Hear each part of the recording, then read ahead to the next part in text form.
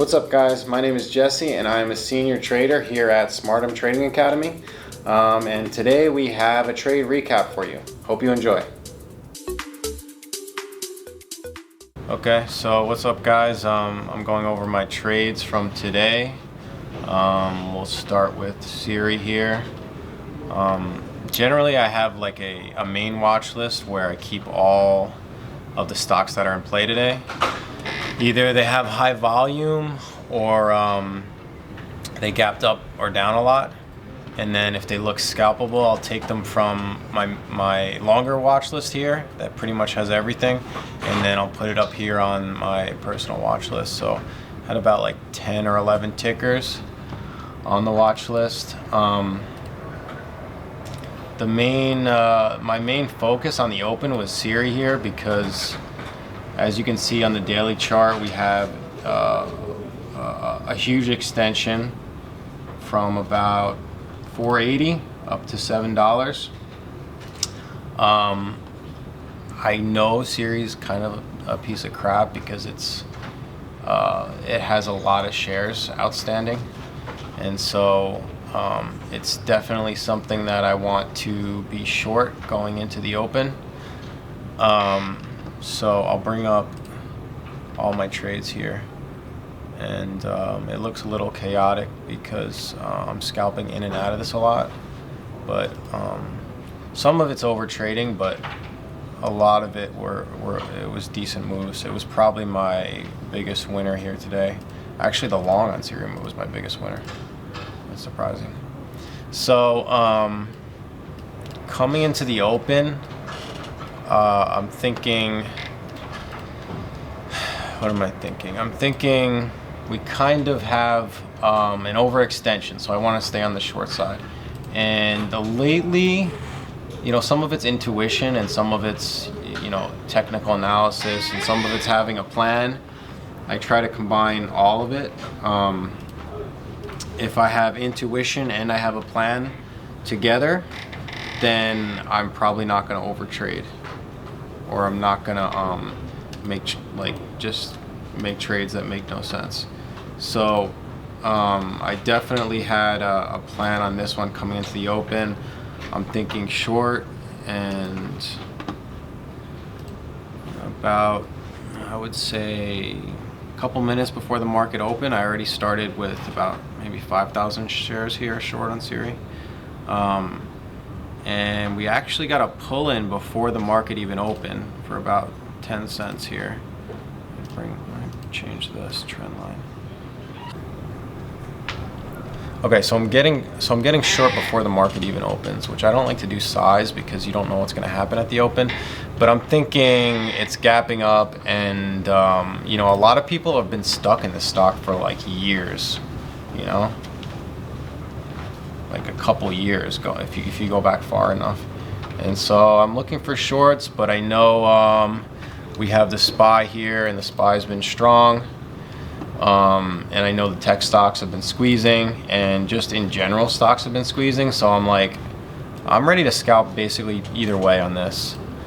And then I just used my intuition, and I had a plan for kind of a morning stuff, and that's kind of what we got. So I shorted in the pre-market. It actually dipped in the pre-market, and I actually got out some because it hit target before the stock even opened. Then we got market open here at 9:30, and I added, and down here I'm adding, and I'm covering like along the way. It looks like a lot of different trades, but it was basically one short here and then a cover here. And when you have a stock like this is the level 2 on Siri, and when you have a stock that's this thick, you can kind of trade the level 2, and that's what I was kind of doing this morning. So we actually had, I'm going to zoom in here.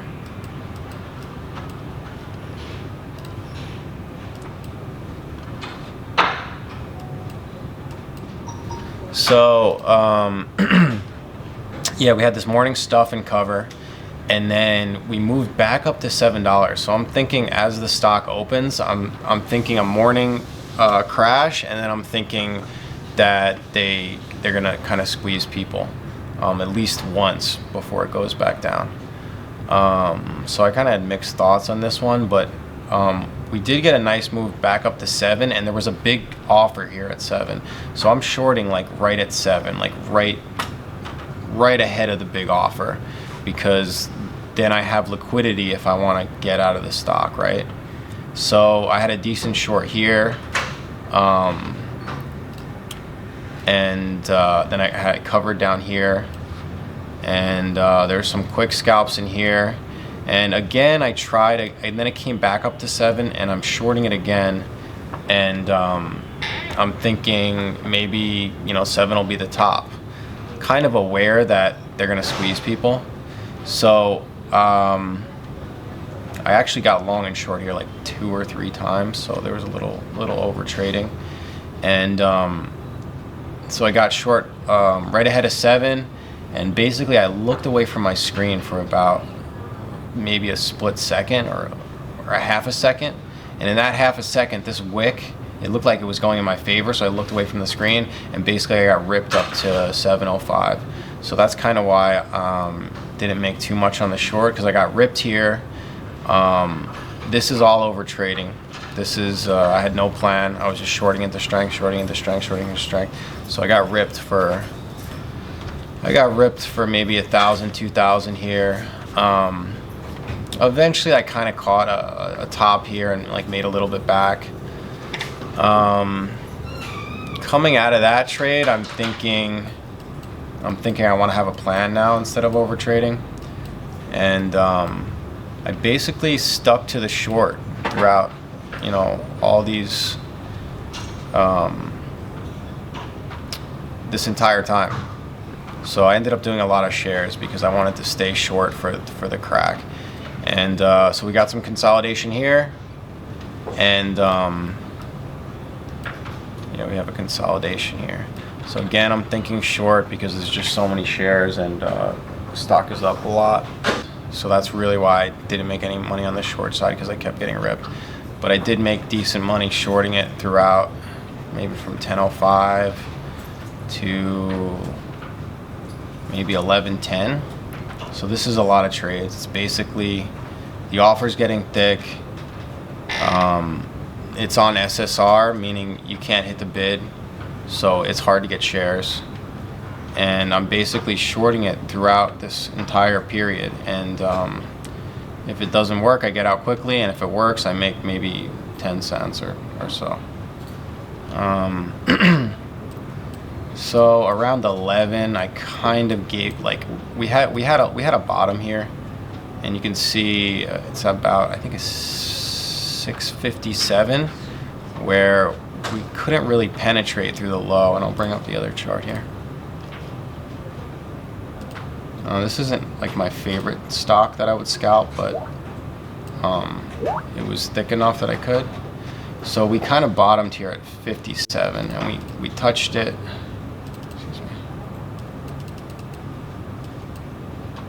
Touched it 1, 2, and kind of 3 times. So by the 3rd time, I'm thinking they sucked in a lot of shorts, and I kind of have a story for this. They sucked in a lot of shorts, and stocks have been squeezing lately. So I'm thinking 1, 2, 3. That's usually a hold for the level. If you touch a level 3 times, especially if it's a wick like this, that means the buyers pushed it up pretty quickly. So it came to this level, and they really pushed it up pretty quickly 3 times. So like during this consolidation, I finally flipped long, and we can bring it up here. This was this was a good amount of shares. I took maybe 10 or 15,000 shares on this breakout of this triangle that I was just talking about, and yeah, we got a move. We got multiple moves, and I just kept relonging it all the way to 7, and that was the bulk of the P&L here. $7, again, there's a big offer, but I looked at the volume and I said, like, hey, we're no volume is really coming in.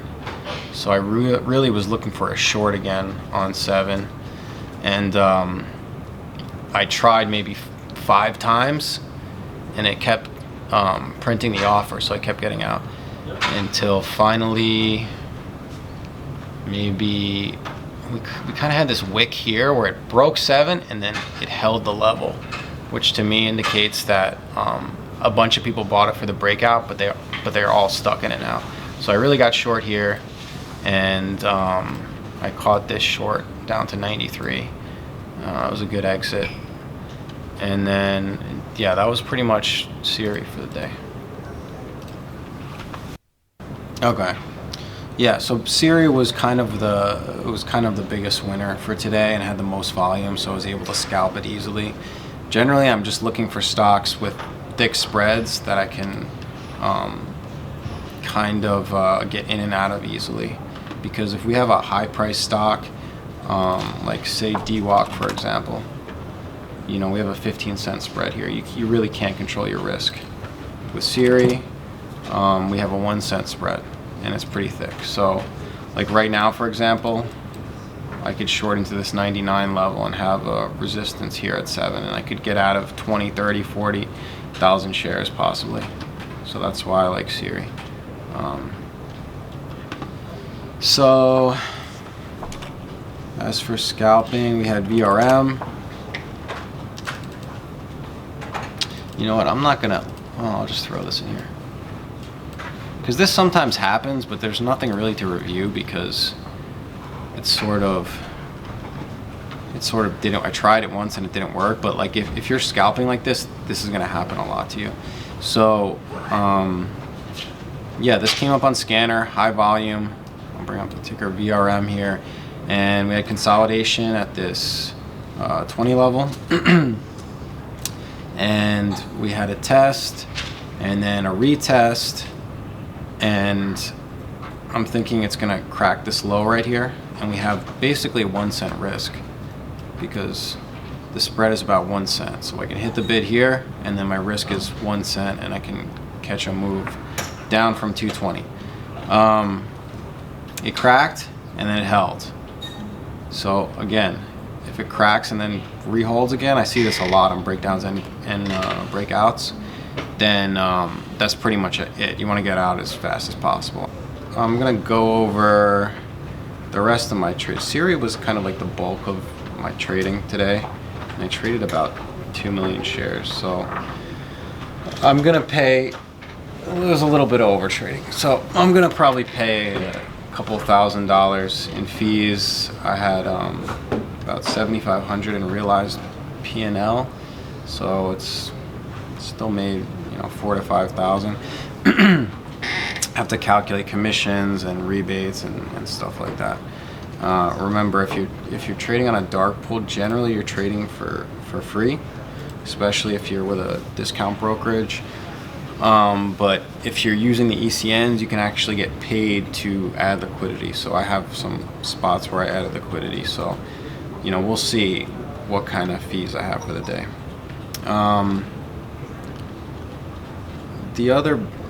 Most of it turned out to be chop, you know, and that's kind of what it's been like most of this year. We had a lot of chop. So I'll go over CEI. This was something that was trading good that I sort of missed because I was in Siri. But it has great setups. I was looking kind of like, I'm kind of looking at both directions today because, you know, a lot of these companies are garbage basically, but the market's gapping up and garbage is going to the moon. So I'm kind of working on both ends.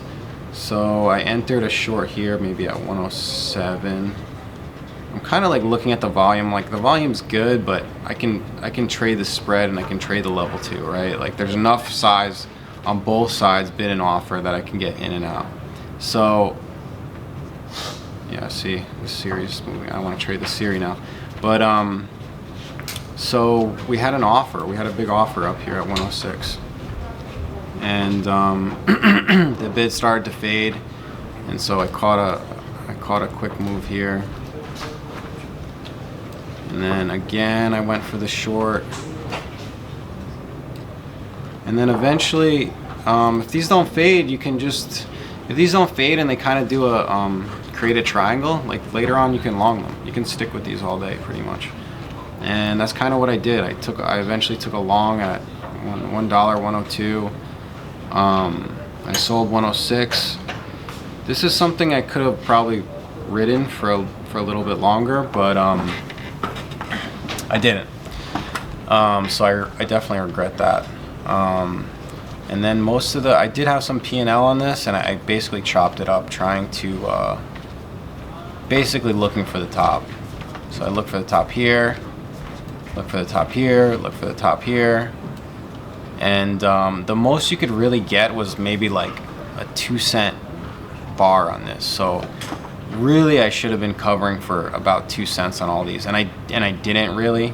It kind of looks like I did, but for the most part I shorted it. It came back to my entry, and then I got out flat.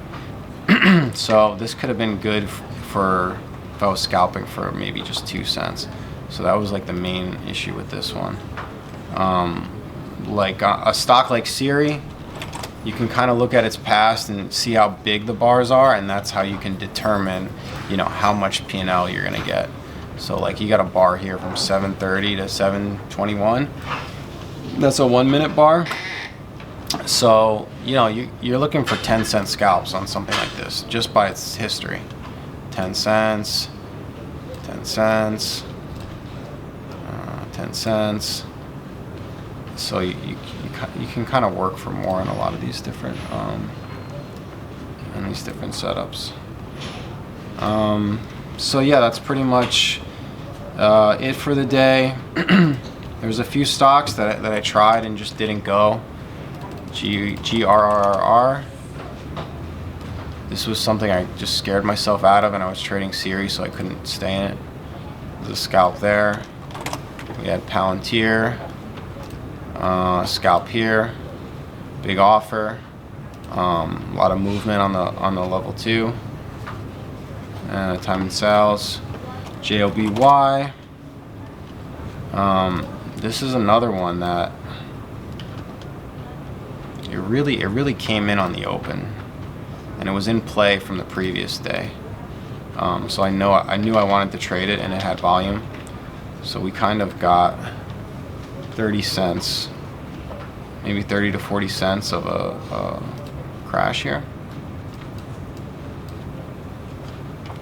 And just intuition and level 2 time and sales, I sort of picked the bottom here, and this was actually decent. It was decent P&L. And then I kind of chased. I went against the trend here, and I tried to long it again, and then it ripped down. So that was a flat also. But a lot of these were, tradable. But I just couldn't focus on all of them. We have a momentum stock, DWOC, which I borrowed this morning. And this is another trade that I would do on intuition, where I'm watching it speed up and get faster and faster and faster.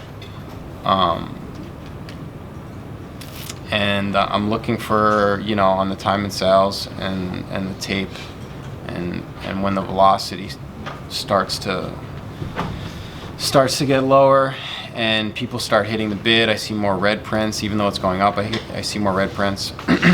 So I tried here once, and I didn't cover, so I could have scalped that. Ended up shorting the second high, got ripped. I waited for another giant bar, and I started pushing in with 100 shares, 100, 100, 100. I had maybe 600 or 700 shares, and then at the bottom of this bar I covered, and yeah, I could have traded that one better also. So yeah, that's the recap, and yeah, thanks for tuning in, guys.